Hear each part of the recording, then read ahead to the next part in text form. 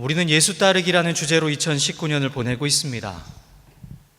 여러분, 예수님을 따르는 것, 우리 신앙인의 가장 기본적인 삶의 태도입니다.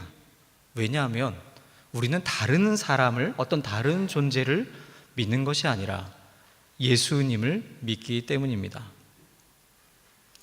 예수님을 구주로 믿고 그분의 가르침과 그분의 삶을 따라 살기로 다짐하며 그렇게 살기 위해 노력하는 바로 그 사람들이 우리 그리스도인입니다. 따라서 예수 따르기는 단지 올 한 해 동안 우리가 최선을 다해서 실천해야 할 과제가 아니라 우리가 평생 추구해야 하는 삶의 방법이기도 합니다. 그동안 우리 한국 교회는 예수님을 따르는 제자들을 양성하기 위해 많은 노력을 기울여 왔습니다. 각 교회들마다 제자 양성을 위한 훈련 과정들을 만들었습니다. 무슨 제자 훈련, 제자 학교, 제자 양육, 제자 반 등 이름은 조금씩 다를 수 있지만 내용은 크게 다르지 않는 훈련 프로그램들이 있습니다. 이러한 제자 양육 프로그램은 기도, 어떤 찬양, 은사 중심, 어떤 감정적인 면에 치우쳐 있던 우리의 신앙을 보다 균형 잡힌 신앙으로 만드는 그런 역할을 하기도 했습니다. 주로 질적으로 성숙한 신앙인을 만들기 위해 시작하기도 했지만 양적으로도 많은 또 성장을 이루기도 했습니다. 제자 훈련이 가지고 있는 여러 가지 장점이 분명히 있지만 그런데 그럼에도 불구하고 이러한 훈련에 대해서 근본적인 질문을 던지지 않을 수가 없습니다. 왜냐하면 정말 이 제자 양육 훈련을 통해서 정말 이 땅에 예수님의 제자들이 많아졌는가라는 그 근본적인 질문이 들기 때문입니다. 여러분, 우리 한국교회에서 많은 사람들이 제자 양육 훈련을 받았고 그 훈련의 결과로 예수님의 제자들이 많이 늘어났다면 과거보다 오늘 그 제자들이 많은 오늘 지금 우리가 살아가는 사회가 예전보다는 좀 더 나은 사회가 되어야 하지 않겠습니까? 아니, 그럼 사회로 확장하지 않더라도 교회로 축소를 시켜보면 어떻습니까? 교회마다 제자 훈련을 받은 사람들이 넘쳐납니다. 그렇게 과거보다 더 많은 사람들이 훈련을 받았다면 그 제자 훈련 수료생들이 많이 있는 교회는 전보다는 더 나은 평가와 또 사람들로부터 인정을 받아야 하는 것 아니겠습니까? 그런데 어떻습니까? 오늘 우리 한국교회가 사회와 그리고 여러 대중들로부터 과거보다 더 나은 평가를 받고 있다고 과연 누가 말할 수 있겠습니까? 안타깝게도 그렇지 못합니다. 우리 한국 교회를 향한 사람들의 시선, 대중들의 시선은 따갑고 차갑기만 합니다. 여러분, 왜 그렇겠습니까? 교회를 다니고 제자 훈련을 받았다고 하지만 믿는 사람들이 믿지 않는 사람들과 훈련 받은 사람들이 훈련 받지 않았다고 하는 사람들과 별로 다르지 않으니 그런 평가를 받는 것이지요. 아니, 오히려 믿는 사람들이 믿지 않는 사람보다 더하다는 이야기도 듣습니다. 사람들은 예수는 좋지만 예수를 믿는다는 사람들은 신뢰하지 않는다, 이런 말들을 공공연하게 하고 있습니다. 왜 그렇습니까? 우리 바로 믿는 사람들이 하는 말과 행동이 서로 다르기 때문 아니겠습니까? 여러분, 성경을 많이 알고 있다고 해서 제자가 되는 것이 아닙니다. 제자는 삶으로 드러납니다. 제자 훈련을 받으면 자기 중심의 삶이 아니라 예수를 닮고 그리고 예수를 따라 살아가는 그런 삶으로 변해야 하는 것이죠. 그런데 그런 변화가 없으니 능력도 없고 또 인정도 받지 못하고 있는 것입니다. 반면에 제자 훈련 받은 사람들이 잘하는 것이 있습니다. 대체로 교회를 위해 헌신적으로 그리고 열심히 봉사합니다. 또 제자 훈련을 지도한 목회자들에게 절대적인 순종을 하기도 합니다. 이걸 긍정적으로 해석을 할 수도 있겠죠. 하지만 그렇게 보면 이 제자 훈련이 예수님의 제자를 만드는 것이 아니라 교회의 일꾼을 만들거나 아니면 목회자의 제자를 만드는 이런 용도로 잘못 활용되고 있는 것 아니겠습니까? 결국 이러한 것들이 교회의 개교회주의를 강화시키고 개교회 중심의 신앙생활만을 더욱 강화시키는 결과만을 낳아서 오늘 우리 한국교회가 경험하고 있는 이런 여러 문제들을 우리가 함께 경험하는 것 아닌가 하는 생각을 가지게 됩니다. 이러한 우리의 현실을 생각해 보면서 이 시간에는 정말 진정한 예수님의 제자가 어떤 사람인지를 함께 생각해 보고자 합니다. 제자가 어떤 사람인지를 가장 잘 보여주는 예가 다른 곳에서 찾을 수도 있겠지만 성경에 있죠. 성경에 있는 예수님의 제자들입니다. 그들의 모습을 통해 예수님을 따르는 제자가 어떠해야 하는지 오늘 한번 생각해 보기 원합니다. 그래서 오늘 말씀을 통해 예수를 따르는 그리고 예수님의 제자로 살아가기를 다시 한번 마음에 다짐하는 저와 여러분이 되기를 기대합니다. 여러분, 제자 중에 누가 가장 먼저 떠오르십니까? 저는 누가 뭐라고 해도 오늘 주제로 삼고 있는 베드로가 가장 먼저 생각이 났습니다. 오늘 우리가 읽은 요한복음 이 마지막 21장 뒷부분을 읽었습니다. 이 요한복음은 베드로에 대한 이야기로 마무리를 하고 있습니다. 우리는 복음서에서 베드로에 관한 많은 이야기들을 또한 들을 수 있습니다. 여러 이야기를 다 이 시간에 하기는 어려워서 그 중에서 특별히 요한복음에 나오는 몇 가지 장면을 함께 생각해 보려 합니다. 예수님께서 잡히시기 전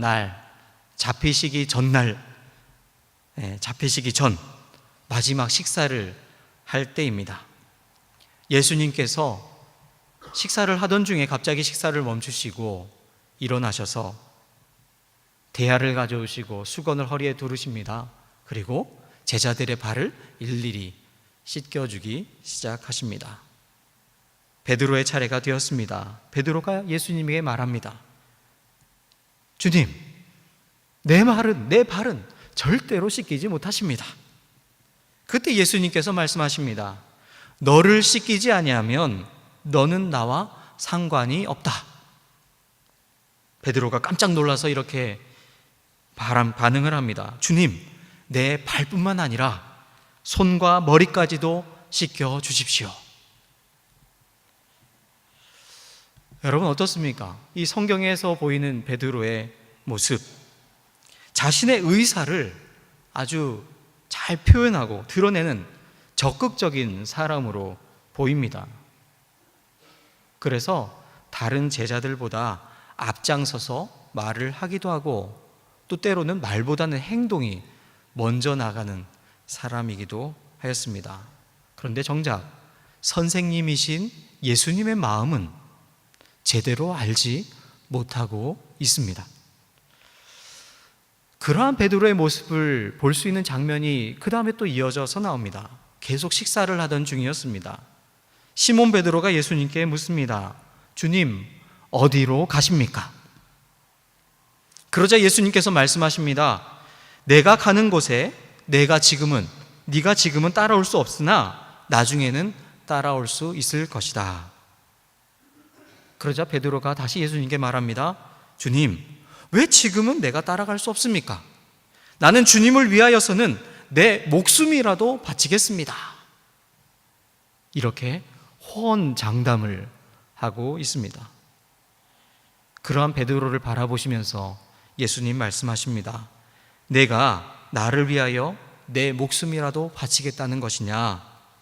내가 진정으로 너에게 말한다. 닭이 울기 전에 너는 3번 나를 모른다고 할 것이다. 우리 모두가 잘 알다시피 예수님의 말씀처럼 베드로는 그날 밤에 예수님을 모른다고 3번이나 부인을 합니다.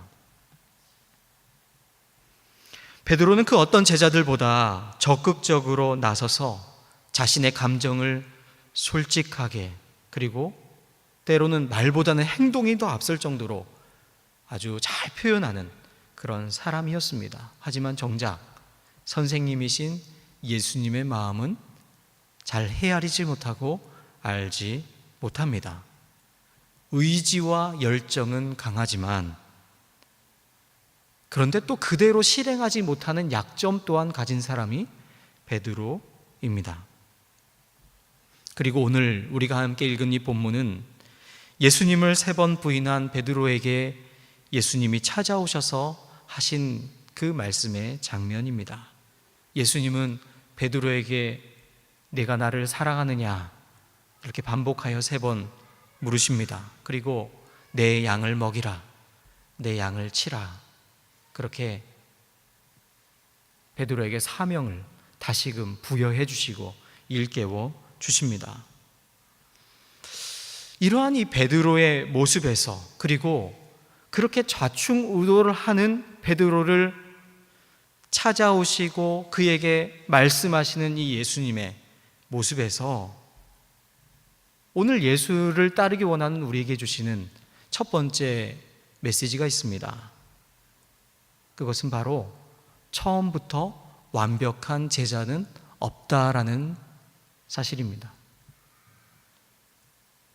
완벽한 제자가 없기에 선생님이신 예수님은 끈기와 인내를 가지고 끊임없이 그 제자를 부르시고 찾아오시고 만나 주십니다. 여러분, 그렇습니다. 제자는 처음부터 태어나는 것이 아니라 만들어지는 것입니다. 처음부터 선생님의 마음에 완전히 드는 제자는 없습니다. 만약 그런 사람이 있다면 제자가 아니라 선생님을 해야 되는 것이죠. 오늘 본문은 여전히 제자로 세워져 가고 여전히 제자로 다듬어져 가는 과정 중에 있는 그 베드로의 모습을 우리에게 보여줍니다. 뿐만 아니라 오늘 본문 이후에 우리가 성경에서 보고 있는 베드로의 모습은 또한 마찬가지입니다. 예수님이 승천하신 이후에 사도행전과 바울의 여러 서신들 통해서 보면 베드로의 모습들을 보게 됩니다. 때로는 놀라운 능력을 가진 사도의 역할을 아주 충실히 감당하기도 합니다. 그런데 또 한편으로는 여러 가지 약점을 가진 모습을 그대로 보여주고 있습니다. 이러한 베드로의 모습은 제자로 살고자 하는 우리에게 적지 않은 위로가 됩니다. 또 한편으로는 큰 희망과 도전이 되기도 합니다. 그 연약한 베드로를 제자로 부르시고 세우셨던 그 주님께서 바로 우리의 주님이시기 때문입니다. 베드로를 다듬어 가셨던 것처럼 주님께서 우리도 그렇게 다듬어 가실 것이기 때문입니다. 주님께서 우리를 제자로 세워주실 줄 믿습니다. 여전히 우리도 베드로처럼 연약한 모습도 있고 때로는 부끄러움도 있고 물론 때로는 능력도 발휘하지만 때로는 예수님의 사역의 걸림돌처럼 여겨지는 그런 역할을 감당하는 한없이 부족한 자들이지만 그 주님께서 베드로를 바꾸시고 세워가셨던 것처럼 우리도 세워가실 줄 믿습니다. 처음부터 완벽한 제자는 없습니다. 두 번째 주시는 말씀이 있습니다. 두 번째는 제자는 내가 가고 싶은 길을 가는 것이 아니라 내가 가야 할 길을 가는 사람이라는 사실입니다. 오늘 보면 18절 말씀을 제가 세 번역으로 읽어드리겠습니다. 내가 진정으로 내게 말한다. 내가 젊어서는 스스로 띠를 띠고 내가 가고 싶은 곳을 다녔으나 내가 늙어서는 남들이 내 팔을 벌릴 것이고 너를 묶어서 내가 바라지 않는 곳으로 너를 끌고 갈 것이다. 여러분, 이 말씀에 이어지는 19절을 보면 이 말씀은 베드로가 어떠한 죽음을 맞이하게 될 것인지를 알려주는 말씀이다, 이렇게 기록하고 있습니다. 우리는 베드로가 펼친 사역에 대해서 사도행전이나 신약의 서신서들을 통해서 알 수 있습니다. 하지만 베드로의 죽음에 대해서는 사실 성경에 나오진 않습니다. 외경 중에 베드로 행전이라는 외경이 있습니다. 거기에 보면 베드로의 죽음에 대해서 이야기를 해주고 있습니다. 베드로 행전에 따르면 베드로는 로마에서 금욕 생활에 관해 설교를 했습니다. 이러한 베드로의 설교, 가르침에 감명을 받은 수많은 부인들이 남편과 헤어지거나 정상적인 부부 생활을 거부하게 됩니다. 그 결과 베드로는 로마의 집정관이었던 아그리파의 미움을 사게 되고 죽음의 위협을 느낀 베드로가 혼자서 로마를 빠져나가고 있었습니다. 바로 그때 베드로는 로마를 향해 다시 걸어오고 계시는 예수님을 만나게 됩니다. 바로 그 장면을 베드로 행전이 이렇게 기록하고 있습니다. 제가 한번 그대로 읽어드리겠습니다. 로마 성문을 벗어나자 베드로는 로마로 들어가시는 주님을 배웠다. 베드로가 주님, 어디로 가십니까? 라고 여쭈었다. 주님께서는 십자가에 못 박히려고 로마로 가는 길이요 라고 말씀하셨다. 베드로가 주님, 십자가에 다시 못 박히시겠다는 말씀입니까? 라고 여쭈었다. 주님께서 그렇소 베드로, 나는 다시 십자가에 못 박힐 것이요 라고 대답하셨다. 그제서야 베드로는 제정신을 차렸다. 그리고 하늘로 다시 오르시는 주님을 배웠다. 마침내 베드로는 기쁨에 가득 차서 주님을 찬미하면서 로마로 돌아갔다. 왜냐하면 나는 십자가에 못 박힐 것이요 라는 말씀은 베드로에게 일어나야 할 일이었기 때문이다. 베드로 행전에 기록된 내용입니다. 그렇게 로마로 돌아간 베드로는 십자가에 거꾸로 매달려 순교를 당했다고 우리에게 전해집니다. 베드로는 지금 로마로 다시 들어가게 되면 죽을 것을 알았지만, 그 길이 죽음의 길인 줄 알았지만 그 길이 바로 자신이 가야 할 길이라는 것을 깨닫고 그 길로 걸어갔습니다. 사실 우리 모두는 자기가 하고 싶은 것을 하면서 살기 원합니다. 여러분이 여기 계신 저를 포함해서 누구도 하고 싶지 않은 거 하고 싶은, 할 수 있는 분, 마음 편하게 하실 분 있습니까? 그렇지 않습니다. 가능하면 쉽고 편하고 좋은 것, 다 그런 것을 선택하기 마련입니다. 그런데 여러분, 제자는 어떻겠습니까? 제자가 그런 것을 기준으로 삼고 살면 제자로 살 수 있겠습니까? 쉽고 편하고 좋은 길이 있지만 그 길만 골라서 걷는 것 결코 제자가 아닙니다.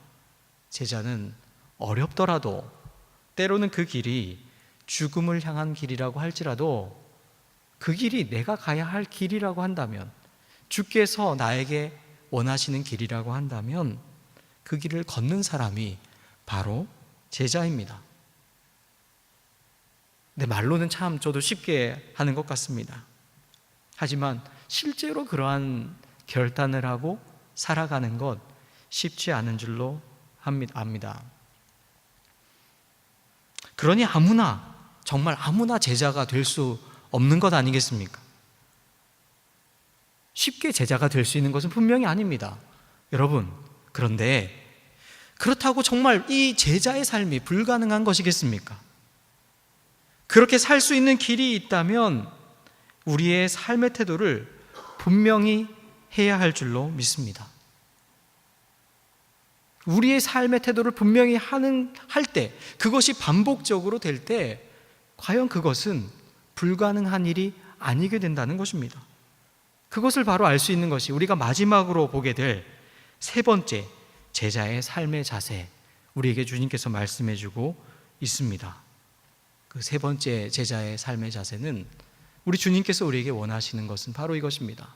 한눈을 팔지 말고 나를 따라라 라는 말씀입니다.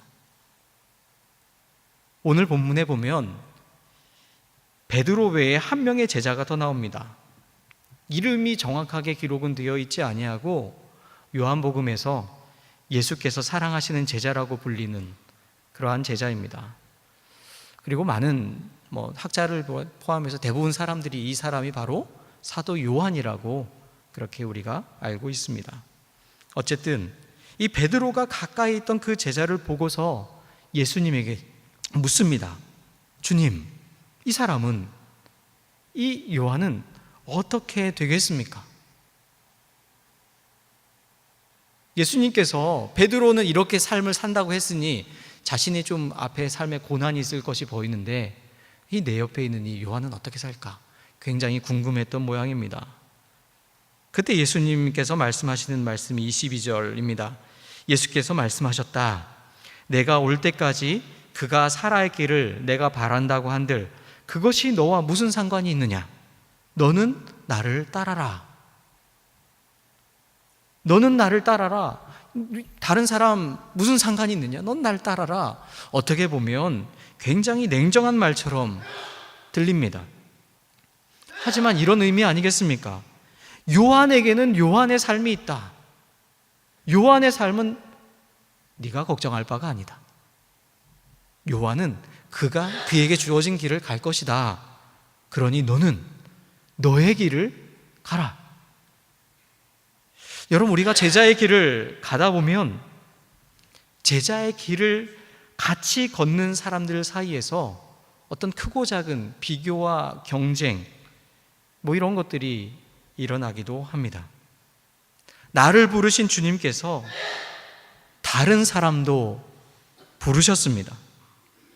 서로 다른 사람을 부르셨으니 그 부르심이 사람에 따라 틀릴 수 있습니다. 그러다 보니 다른 사람을 의식하기도 합니다. 다른 사람이 괜히 눈에 걸리기도 합니다. 다른 사람을 생각하게 됩니다. 그러면서 정작 내가 가야 할 길을 머뭇거리거나 움츠러들기도 한다는 것입니다. 그럴 때 주님께서 말씀하십니다.